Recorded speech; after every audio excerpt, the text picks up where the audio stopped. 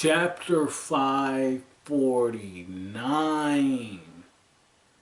So much I did not expect. But I see why Oda was building Buggy up like he was. I kept saying, man, Oda's putting Buggy in these positions. He's above the rest of them. He's bossing them around. He's got one of the 7 warlords underneath his feet. Why is Oda doing this? He's suddenly in the forefront. He's been getting built up. He's going to take credit for all this stuff. He's getting the Mr. Satan treatment. Man, Oda said, hold my beer. He think he knows what's going on. Hold my beer. So, let's start with the big elephant in the room. Buggy wants to kill Whitebeard, okay?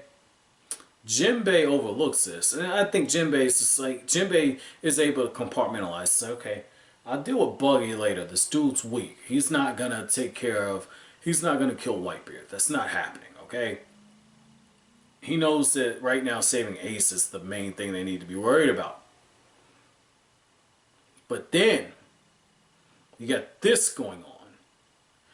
You got my man, Buggy the Clown, says, I want to be one of the 4 emperors. I'm going to kill Whitebeard. That's how I'm going to do it.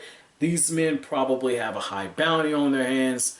Alvida took his crew. He has a new crew. 241 people. I guess subtract that out with Luffy and the rest of them and Crocodile, but around 240 people. Really high bounties. Some of the worst are going to be following them. And even Jinbe remarks, this guy has a knack for leadership. And that's not even the biggest thing about this, right? Normally, oh, he wants to kill Whitebeard. Well, that's huge. Huge aspirations. And I see why he had Jinbe underneath him.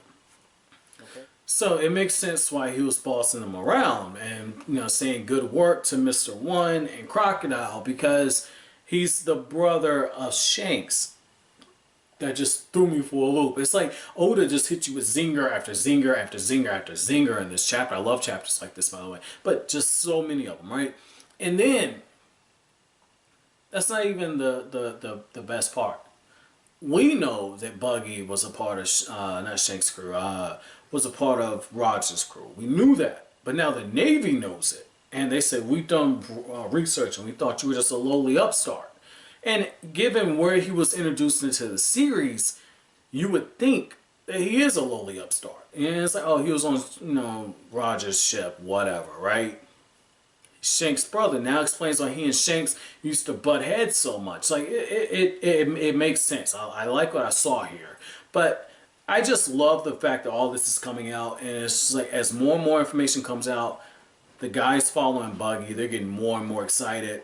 And this is after they find out that the ship's going towards Marineford, Navy headquarters, and they're getting ready to join in the Whitebeard's war. And all of Ivanko's people, they know it. And even then, one of the things that gets said is, Ivankov is saying, like, Ivan, he plays a huge role in the revolutionary. And he can't be allowed to overexert himself now. He can't be allowed to die. And so, this is interesting. It's like Oda setting up something else with Dragon and the Revolutionaries. Also moving forward with the Marineford War. But then you have the subplot with Shanks coming back up. And the whole thing with Buggy. And very interesting. There's a lot of moving parts in this. That's why I said it's really hard to just set up one main plot point and then have a subplot, but to have several threads going all at once while also foreshadowing future events.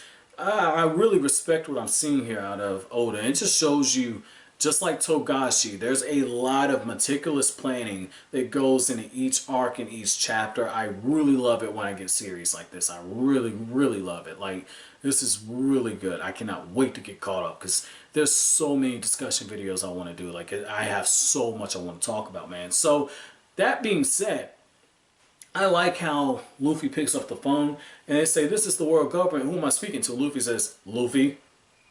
Like, you idiot. You don't tell him that. It's like, nah. That's totally Luffy moment, man. And like, if it wasn't for everything else that happened in this chapter, I would have said Luffy a big dummy. But here's what's also really, really cool, okay? When they're all, crying and mourning, and holding out hope that Bon Clay's still alive. I mean, probably is, because again, I go by the rule you guys tell me. You know, if you don't see the body, Oda didn't kill him, right? So Bon Clay's probably still alive, probably hurting really, really, really bad. But Buggy's just like, let's just party, let's drink. This guy's dead. He sacrificed himself. Get over it. That's probably the worst thing you can say to Luffy right now. Luffy just cold clocks this dude, and that's when Oda just, you know, uses everything else with the red herrings and all that. I thought that was pretty cool.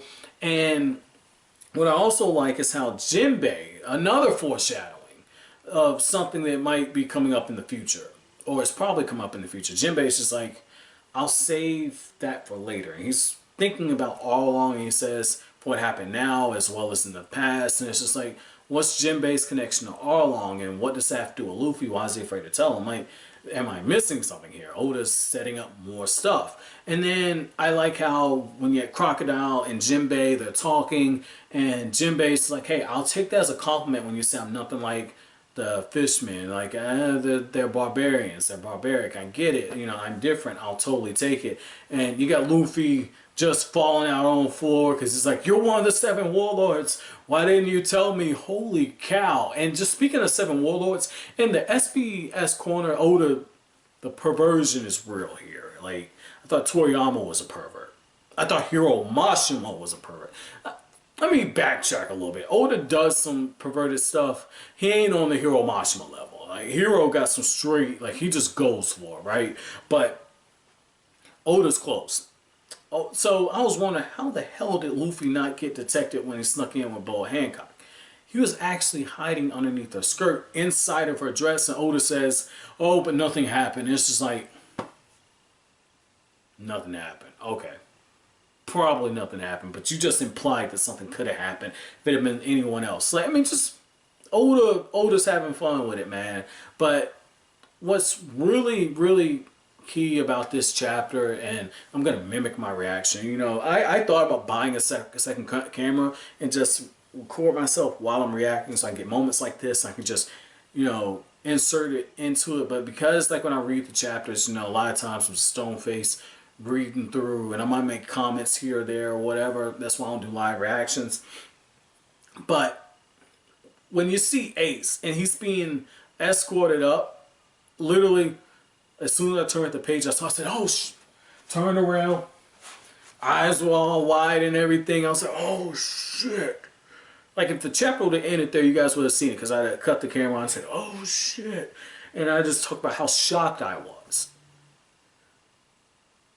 And the chapter did end like that, but there was more stuff after. And you got Ace recalling his conversations with Luffy when they were kids, saying, let's become pirates, let's live how we want to live out on the sea, let's be free. And it's like you have more time to digest what you're seeing.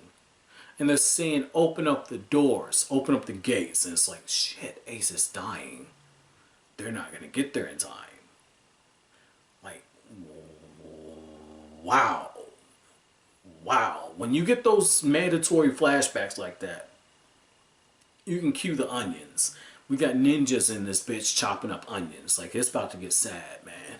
So my chapter question to you guys is, what were your thoughts about Buggy the Clown saying he wants to become one of the 4 emperors and he wants to kill Whitebeard and take his spot? I think he's aiming really, really high. Really high. You hear about the warlords turning over positions. You don't hear about the 4 emperors turning over positions like that. That's interesting. That's interesting. He doesn't have the power to become a 4 emperor, but he might have the resources for all these pirates. So that's going to be interesting. He's definitely got the name recognition. And Buggy's been scheming this whole damn time.